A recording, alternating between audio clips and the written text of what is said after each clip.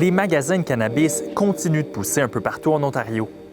Avec la fin du système de loterie qui limitait le nombre de succursales dans la province, le nombre de magasins ouverts ou autorisés à ouvrir est passé d'une cinquantaine à plus de 1000 en moins de 2 ans. Ici, à Sudbury, on compte environ 160 000 personnes. L'an passé, 2 magasins desservaient cette population. L'un d'eux est le High Life. Oh my God, it's been such a crazy year. The market just keeps expanding. We keep getting more and more products. It's just a really exciting time for cannabis right now. La compétition est plus féroce. Depuis que la province a ouvert le marché, le nombre de magasins a triplé à Sudbury. Et bientôt, la municipalité pourrait compter 13 succursales. We're not afraid of the market. I think that there's enough consumers and there's enough, passion for the business to go around. Et qu'en pensent les nouveaux commerçants du marché sudburois du cannabis, comme le Sweet Seven Cannabis, qui a ouvert il y a quelques mois? C'était difficile de challenger toutes les stores comme ici. Whatever direction you go, so whether you go to the right or left, there's another store. So you gotta stand out in one way or another.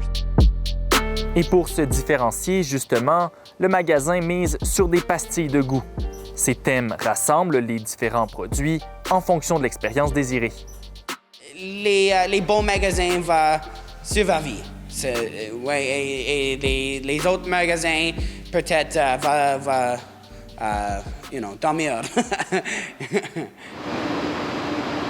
Le marché ontarien compte peut-être des centaines de magasins, mais des experts estiment qu'il y a encore de la place pour des nouveaux joueurs dans plusieurs municipalités.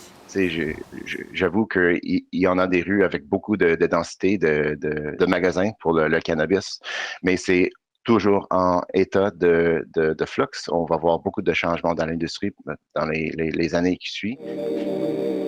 Et plus de 2 ans après la légalisation, le marché permet aussi de séduire de nouvelles clientèles avec l'arrivée incessante de nouveaux produits comme des crèmes ou encore des boissons à base de CBD, une molécule aux propriétés anti-inflammatoires. Right? It's not just rolling up. It's also about beverages and gummies and all these other deliverables that we're very familiar with in other, components like natural health products or whatnot. So. La Société ontarienne du cannabis, l'organisme d'État responsable de l'approvisionnement en cannabis, anticipe la fermeture inévitable de certains magasins.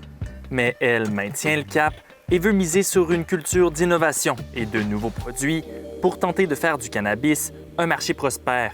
Ici Zachary Routier, Radio-Canada, Sudbury.